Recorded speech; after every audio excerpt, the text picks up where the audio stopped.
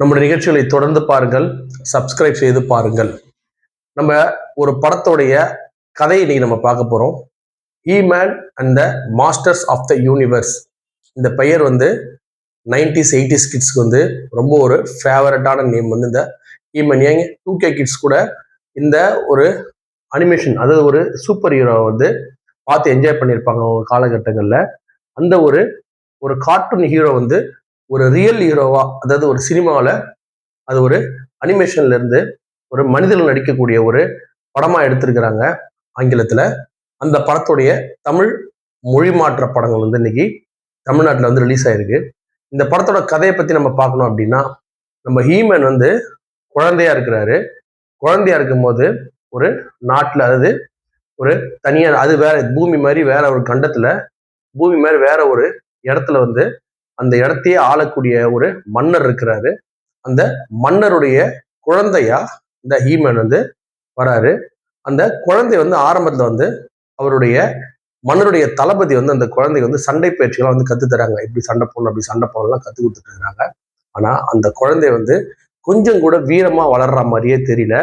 ரொம்ப ஒரு இன்மெச்சூர்டா வந்து நம்ம ராஜாவோட குழந்தை அப்படின்லாம் இல்லாம ஒரு சாதாரண ஒரு போர் வீரன் போல வந்து சண்டை போடுறான். இதை பார்த்த ராஜா வந்து என்ன பண்றாரு, அந்த பையன்கிட்ட நம்ம வந்து ஒரு பெரிய பொறுப்பு இருக்கு நம்ம கிட்ட, நீ வந்து தைரியமா வந்து சண்டை போடணும், இந்த மாதிரிலாம் சண்டை போடக்கூடாதுன்னு சொல்லிட்டு சில சண்டை பயிற்சி வந்து கத்துத்தராரு. ஆனா எதையுமே படத்தோட ஹீரோ, அதாவது ஹீமேன் வந்து அதை என்ன பண்ணிக்கிறாரு, கத்துக்க மாட்டாரு. அந்த அளவுக்கு வந்து அவருக்கு வந்து அந்த சண்டையில வந்து அவருக்கு அந்த அளவுக்கு ஒரு ஆர்வம் இல்லாம, எப்படின்னா நம்ம பேசி பேசியே சமாளிச்சிடலாம் அப்படின்ற மாதிரியே வந்து ஒரு போக்குல இருக்காரு. அந்த அவருடைய அந்த அமைச்சர் இருப்பாரு, ராஜாவோட அமைச்சர் இருப்பாரு, அவர் பயங்கரமான ஒரு தளபதி, அவர் பயங்கரமான வீரர். அவருக்கு வந்து ஒரு பொண்ணு, அந்த அமைச்சருடைய பொண்ணும் இந்த ராஜாவோட பையனும் ரொம்ப க்ளோஸ் ஃப்ரெண்ட்ஸு. இந்த நேரத்தில் பார்த்தீங்கன்னா ஸ்கெலட்டன் நீங்கள் பார்த்துருப்பீங்க. ஹீமன்ல ஒரு முக்கியமான அந்த எலும்புக்கூடு வில்லன், அவர் தான் வந்து ஹீமனுடைய கதாபாத்திரத்து அளவுக்கு ஒரு ஈக்குவலான ஒரு கதாபாத்திரத்தை கொண்ட அந்த எலும்புக்கூடு முடிந்த அந்த ஸ்கெலட்டன் வந்து என்ன பண்றாரு, ஒரு பெரிய படையை கொண்டு வந்து இந்த ராஜாங்கத்தை வந்து அழிக்க நினைச்சு அழிச்சிட்டு இந்த இந்த யூனிவர்ஸ்லேயே ஒரு மிக முக்கியமான அந்த கண்டத்துல இருக்கக்கூடிய அந்த ராஜாங்கத்தை அடைஞ்சிட்டா அந்த யூனிவர்ஸே அடைஞ்சிடலாம், இந்த இந்த இந்த பிரபஞ்சத்தையே அடைஞ்சிடலாம் அப்படின்னு சொல்லி பிளான் பண்ணி அந்த ராஜா கிட்ட சண்டைக்கு வராரு. சண்டைக்கு வரும்போது எல்லாத்தையும் அழிக்கிறாரு. அந்த அழிக்கிற நேரத்துல பாத்தீங்கன்னா அமைச்சர் என்ன பண்றாரு, ராஜா மற்றும் அவங்க குடும்பம் வந்து என்ன பண்றாரு, எப்படின்னா எஸ்கேப் பண்ண வைக்கணும் அப்படின்னு சொல்லிட்டு என்ன பண்றாரு, ஒரு பின்பக்க வழியா வந்து அனுப்புறாரு. எங்க அனுப்புறாரு அப்படின்னா, அந்த ஹீமன் ஒரு பெரிய கத்தி வச்சிருப்பாரு இல்லையா, அந்த கத்தியை காவல் காக்குற ஒரு ஒரு தேவதை இருப்பாங்க, அந்த தேவதைட்ட அனுப்புவாரு.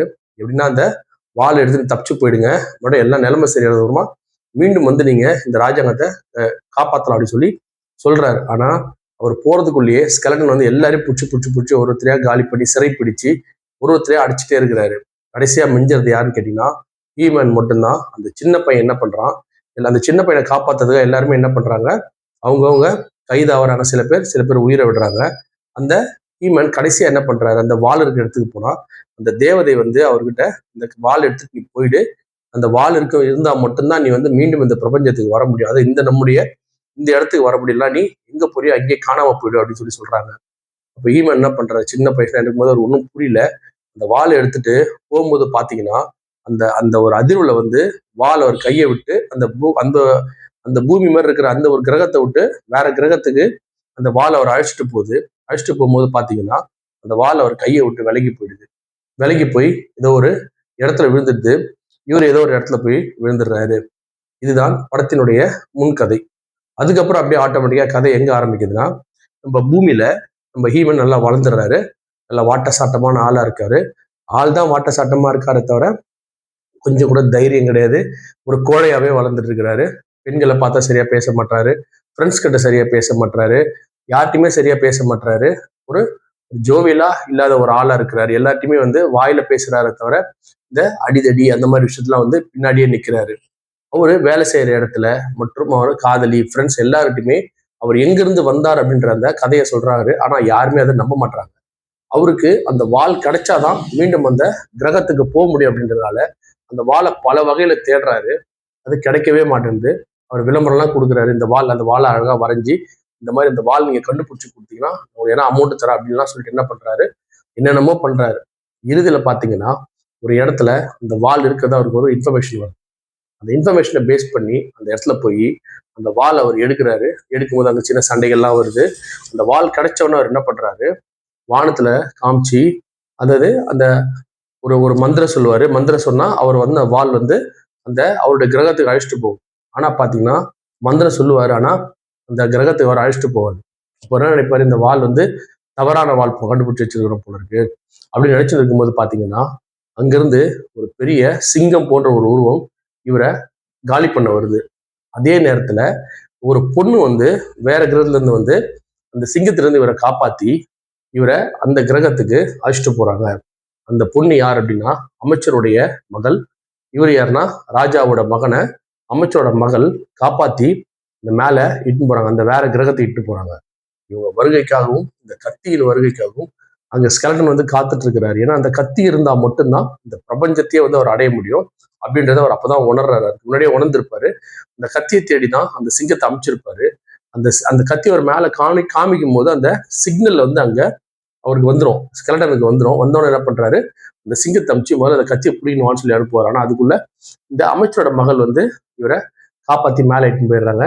மேல வந்த இந்த நம்மளுடைய ஹீமேன் வந்து எப்படிலாம் வந்து கஷ்டப்பட்டு ஃபர்ஸ்ட் கஷ்டப்படுறாரு. அவர் ஒண்ணுமே தெரியல. அவர் யாருமே வந்து என்ன பண்ணிக்க மாட்டாங்க, இவர் நம்பால் அப்படின்னு சொல்லி யாருமே ஏத்துக்க மாட்டாங்க. அவர் இன்ட்ரடியூஸ் பண்றாரு, நான் தான் இந்த மாதிரி நான் இந்த கிரகத்தோட நினைப்பிலே தான் இருந்தேன், நான் எனக்கு வேற எந்த நினைப்புமே இல்லை, நான் இந்த கிரகத்துல நினைப்பிலே தான் இருந்தேன், நீங்க இவருன்னு சொல்லி எல்லாரும் சொன்னா கூட சின்ன பையனா இவன் போனா இவன் அந்த பையன்தான்றதுக்கு ப்ரூஃப் இல்லை அப்படின்னு சொல்லிட்டு அந்த நல்ல அந்த ராஜா கூட இருந்த சிறைப்பட்ட அந்த கூட இருந்தவங்க எல்லாம் வந்து நம்ப மாட்டாங்க. இவர் நம்ப வைக்க முயற்சி பண்றாரு. ஒரு கட்டத்துல அவங்க நம்புற மாதிரி வர நேரத்துல ஸ்கெலட்டன் வந்து அதை இவர் வந்து அதை வந்து கண்டுபிடிச்சிடுறாரு. கண்டுபிடிச்சிட்டு இவர் எங்க இருக்காரோ அங்க போய் சுத்து போட்டு அவரை தூக்குறாங்க. அவரை தூக்குனதுக்கு அப்புறமா பல மாயாஜாலங்கள், பல வித்தைகள், அதுக்கப்புறம் நம்ம வந்து பெருசா கதை அப்படின்றது ஒண்ணும் இல்லை. அதுக்கப்புறம் வெறும் பிக்சரைசேஷன் தான். எந்த மாதிரி வந்து அவர் ஃபைட் பண்றாரு, அவர் கூடயே ஒரு சிங்கம் வரும் ஹீமன்ல. அந்த சிங்கம் வந்து எப்படி வந்தது, அந்த சிங்கம் எப்படி வந்து வளர்ந்து அவர் கூட இருக்கு அப்படின்ற ஒரு காட்சி. எல்லாருடைய அவங்களோட கதாபாத்திரம் வந்து இன்ட்ரடியூஸ் பண்ணி பண்ணி பண்ணி ஒரு அழகான ஒரு பேஸ் வச்சு இறுதியில பல வித்தியாசமான சண்டை காட்சிகள்லாம் வச்சு இந்த ஸ்கெலட்டனை வந்து கொல்றதா இந்த கதையை முடிச்சிருக்கிறாங்க, He Man and the Masters of the Universe. இந்த படத்தோட கிளைமேக்ஸ்ல இந்த கார்ட்டூன் ஃபிலிம்ல வரக்கூடிய அந்த அனிமேஷன் ஃபிலிம்ல வரக்கூடிய எல்லா கேரக்டரையும் கடைசியில ஒண்ணு சேர்த்து எனக்கு தெரிஞ்சு அடுத்த பாட்டுக்காக ஒரு விஷயத்த லீட் பண்ணிருக்காங்கன்னு நினைக்கிறேன். இந்த படத்தினுடைய இந்த கதை வந்து எந்த அளவுக்கு நம்மளுக்கு வந்து ஒரு இழுவையா இருக்கோ அதே மாதிரிதான் இந்த படமும் வந்து ரொம்ப இழுவையா இருக்கு. 2 hour 30 நிமிஷம் கிட்டத்தட்ட இருக்கக்கூடிய இந்த படம் அந்த அளவுக்கு வந்து நம்மளை உட்கார வைக்குதா அப்படின்னா கண்டிப்பா இந்த சின்ன பசங்க அதே மாதிரி இந்த ஹீமனை ரசிச்சவங்களாம் வந்து கண்டிப்பா தேட்டர்ல சில விஷயங்கள் வந்து கைத்தட்டி ரசிக்கிறாங்க. ஆனா பெரியவங்க அந்த மாதிரி ஆட்கள்லாம் போய் பார்க்கும்போது அந்த அளவுக்கு வந்து அவங்கள இம்ப்ரெஸ் பண்ணுமான்னு தெரியாது. 50 வயசு பிறகு தொட்டவங்க எல்லாம் அன்னைக்கு சின்ன வயசுல அந்த படத்தை பார்த்துருப்பாங்க. ஆனா அவங்களுக்கு வந்து இப்ப அதை பார்க்கறத விட அந்த சின்ன பசங்க, இப்ப இருக்கிற சின்ன பசங்க அதை பார்த்து ரொம்ப என்ஜாய் பண்றாங்க. அந்த பழைய ஆளுங்க வந்து இன்னுமே வந்து அந்த பழைய ஹீமன் தான் வந்து அவங்க மனசை கவர்ந்ததா இருக்கிறதுனால இந்த படம் அந்த அளவுக்கு வந்து அவங்கள கவருமா அப்படின்ற ஒரு மிகப்பெரிய ஒரு கேள்விக்குறி. இந்த படம் ஆங்கிலத்துல வெளிவந்தாலும் தமிழ்ல மொழி மாற்றம் செய்யப்பட்டு பல முன்னணி நடிகர்கள் வந்து இதுக்கு வந்து குரல் கொடுத்துருக்காங்க. படம் இப்போ போர் அடிக்குதுன்னா இல்லை, கண்டிப்பா போர்லாம் அடிக்காது. யார் போய் உட்காந்தாலும் யார் யார் என்னன்றது நம்மளுக்கு தெரியும். இந்த சின்ன அடுத்து நம்ம ப்ரொடிக்ஷனா என்ன இந்த சின்ன வரும் நம்மளுக்கு தெரிஞ்சா கூட இந்த படத்தை நம்ம ஒரு தடவை கண்டிப்பா வந்து குடும்பத்தோட போய் பார்த்து ரசிக்கக்கூடிய படமா அமைஞ்சிருக்கு இந்த He Man and the Masters of the universe.